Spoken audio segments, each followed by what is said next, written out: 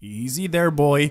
Easy. Ah, bad dog. No, no, no, no, no. Get away from me. Holy shit!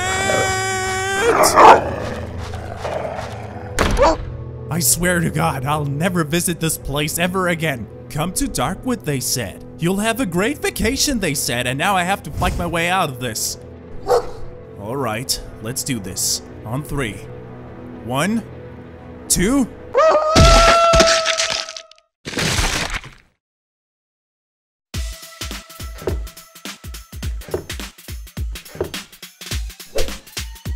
What the hell?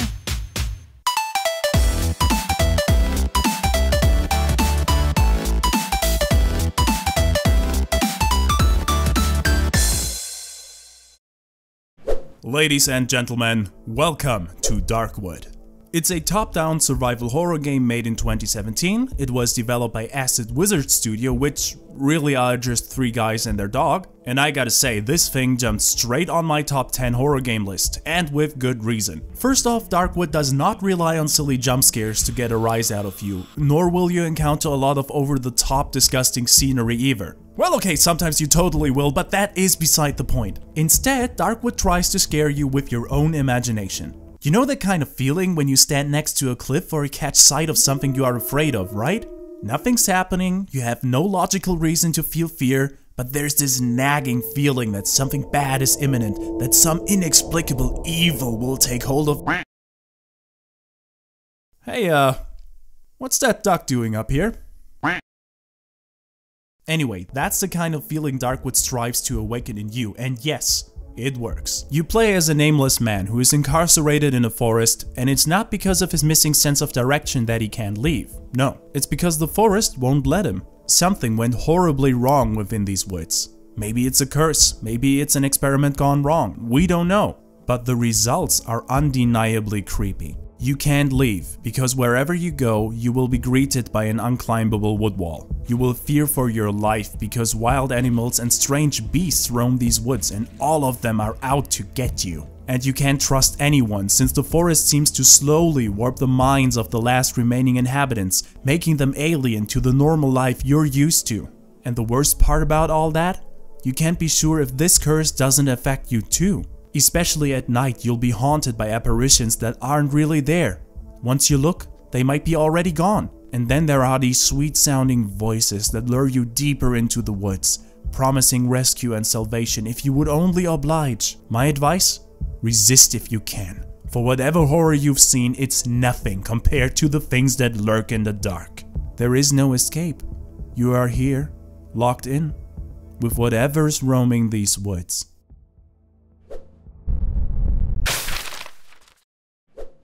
Darkwood's story is as mysterious as they come. We start with a narration from what seems to be a paranoid maniac. He talks about a mysterious disease that plagues the land and its people, how everybody is out to get him and that there's no escape out of these accursed woods. After this brief exposition, the player takes control of the man, and indeed during the first supply run through the woods, a lot of things are just weird. The roads are overgrown and broken, the thicket is barely passable, and oh my god, is that a corpse fused with a tree? Yeah, tell me how this is normal. Please? During his run, he encounters a wounded stranger who carries an even stranger key on him. He's never seen that man, so he must have found a way into the woods, and that means there still has to be a way out. Without missing a heartbeat, the man does what every good fellow would do. Carry the wounded guy back to his home and then heroically torture him to get the whereabouts of that secret exit. Now, thankfully, the stranger manages to escape and find a hideout for himself, but not without losing the key to the madman. So there you go, your task is set. Find the madman, get your key back, and use it to open the possibly last remaining underground tunnel, which is the only thing marked on your map. And this, ladies and gentlemen, is all you get. No explanation on why you're here or what's exactly going on, nothing. The only thing you can do is start looking and hope that you find something, anything that will set you on the right path. Oh, sweet little meat, all lost in the woods. Do you need help? Who said that? Over here, meat. Consider this your lucky day, human. I know what you lost and I can help you find it, but I won't do it for free. See that village there? Yes? In that village lives a chicken lady, and she's hiding something that doesn't belong to her. It's behind a locked metal door, and all I want you to do is go and bring me the key to that door. A key for a key. Sounds fair, right? Yeah, sure. Anything else? Scooby snacks, maybe? They taste terrific.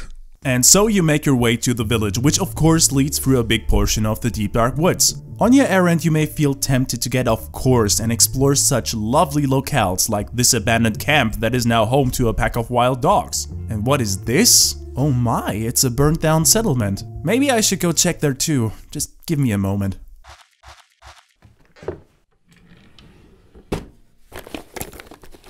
What the? Duck! Why are you even here?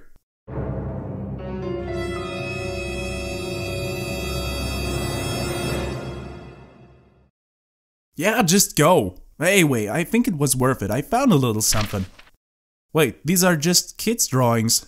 By now it should be clear that this game is rich in lore but light in storytelling. If you really want to know more about the world you're in, you will be forced to take a detour and find key items in locations you wouldn't normally go to. Some of these items are notes for you to read or look at, while others can be shown to NPCs who then will tell you a little something more. But no matter whether you want to just talk to them or pressure them with evidence, you need to piece the story together yourself. The question is, do you really want to do that? Because you don't have to. You can ignore all these things if you want and simply concentrate on the main questline, which in all honesty just gives you task after task without explaining much until you finish the game. And maybe, just maybe, you're better off not snooping around. Cause once you connect the dots, you start to see the inhabitants in a whole different light. Tragic events and horrific actions go hand in hand here, and even your own actions might bring doom and destruction to a person who doesn't deserve it. Hey mate, do you have my key yet? Huh? What? Oh yeah, it's right here.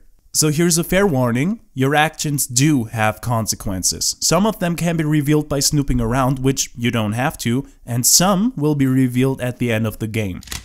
Choose carefully.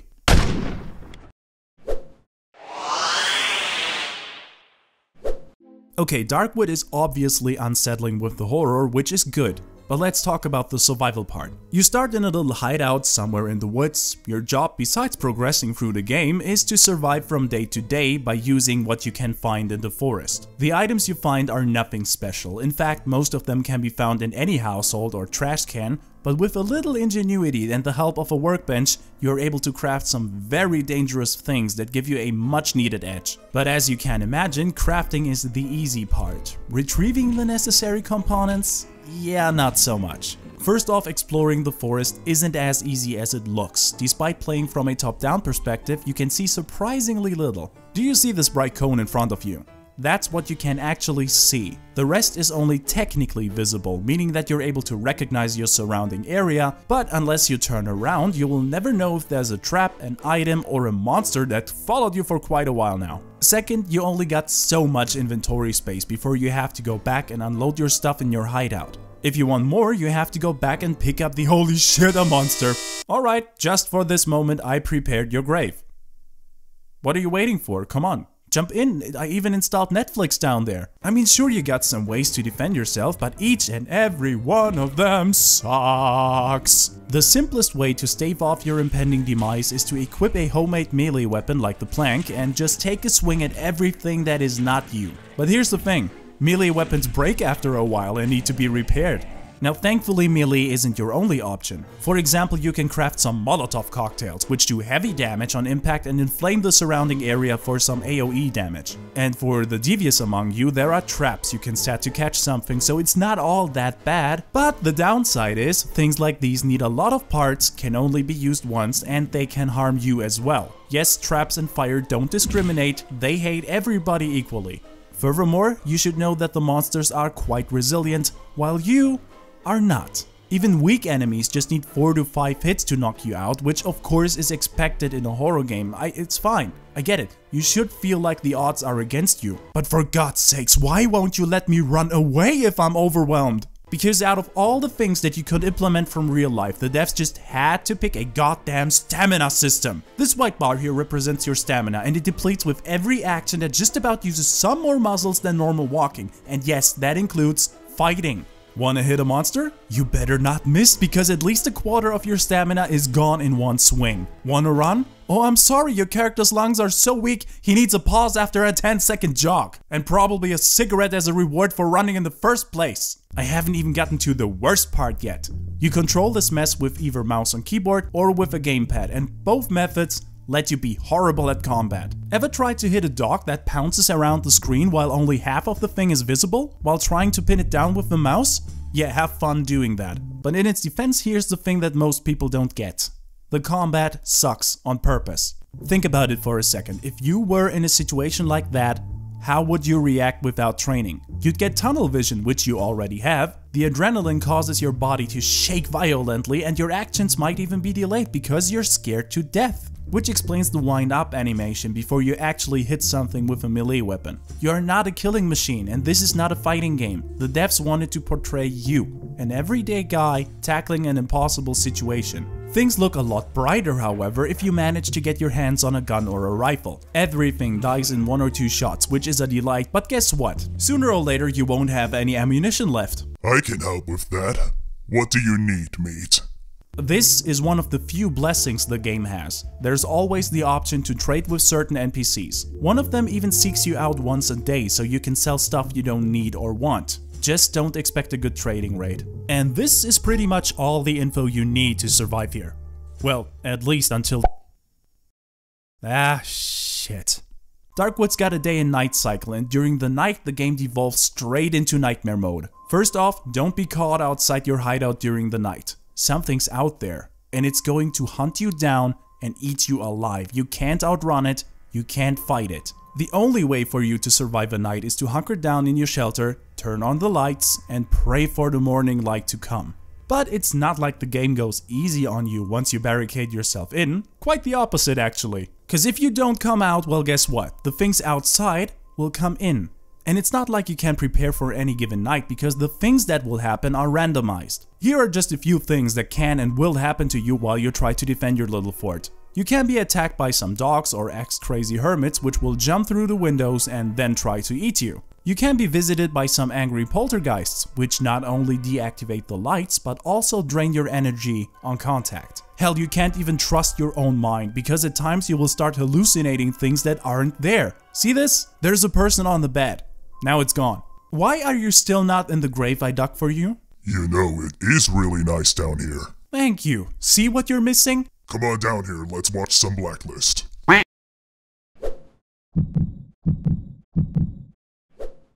Don't sell the atmosphere in Darkwood short just cause it's 2D. In fact, I bet it will make you scream without using any jump scares. In addition to your limited field of view, Darkwood uses a powerful combination of shadow play and lighting to make you feel really fuzzy inside. Even if you can look unhindered into a corner, it's still a dark corner and you'll never know what's in there unless you have some form of illumination.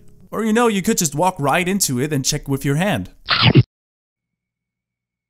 But lighting effects aren't the only thing the game's got going, despite the obviously desaturated color palette it uses. Darkwood's world has an abundance of little and not so little details in it, which make the whole shebang brim with personality. I didn't say that this personality is pleasing to the eye though. The rampant growth of the forest destroyed all infrastructure. Not only did it swallow whole streets, it left pretty much every building you find beyond inhabitable. For example, what was once an imposing church is now reduced to a pile of rubble with some seats left in it. The building is so run down that the front of it just gave way and lies on the ground. No matter where you go, the locations you visit are never dull. Subtle details are pretty much everywhere to be found and tell you a little bit about the location itself. Another example is the village you visit. It has a bakery with some ovens to, well, bake bread. But when you open up the adjacent door, you can see that they somewhat redefined the recipe. You did see nothing. Here, take this jar of minced meat and stay quiet. And that brings me straight to the character design, which is one of the truly outstanding things in this game. Due to too much exposure to nightmare fuel, everyone you come across is either mentally deranged, physically deformed, or both. It shows in their design, in the way they talk. There is not one person here that looks or behaves remotely healthy. But that's the beauty of it. Their mentally sick and just outlandish behavior gives you nothing you could relate to, which triggers feelings of isolation and alienation. And other than that, the only thing to keep you company here is depressive silence. Music is only used at certain locations or events, which is a very minimalistic approach, but a welcomed one. Instead, the game focuses on sound effects to scare you. Since there is little to no music, every little howl or strange sound you hear in the distance will become the center of your attention, which in turn contributes to the eerily beautiful atmosphere.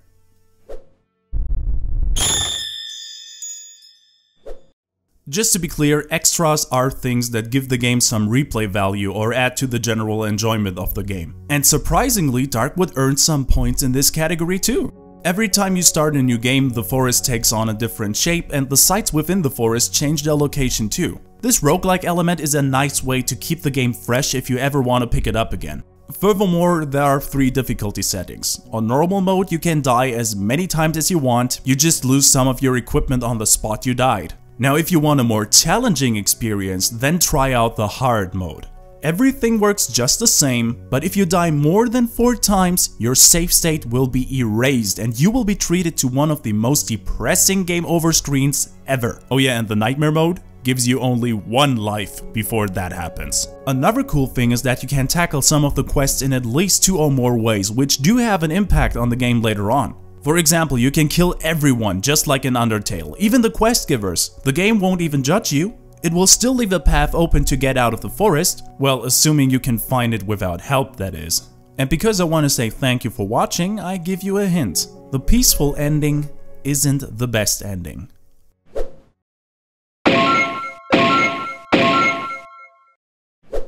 Darkwood is without a doubt one of the best horror games I ever played, but it still has its fair share of flaws. The item management is not very intuitive. You start with 3 places on your hotbar, and suppose you want to use one of your items, you have to go to your inventory, select the item, and move it to the hotbar. All the while the game is still running, so re-equipping during a fight is an automatic death. I would have liked a system that lets me equip one item and just pauses while I re-equip. It would be fairer, but of course somewhat immersion breaking, so I don't know which is the better approach here. Speaking of items, I made it my mission to explore every nook and cranny of the map, and as a result I found so much stuff I didn't know what to do with it. The urgency of the situation got diffused quite a bit.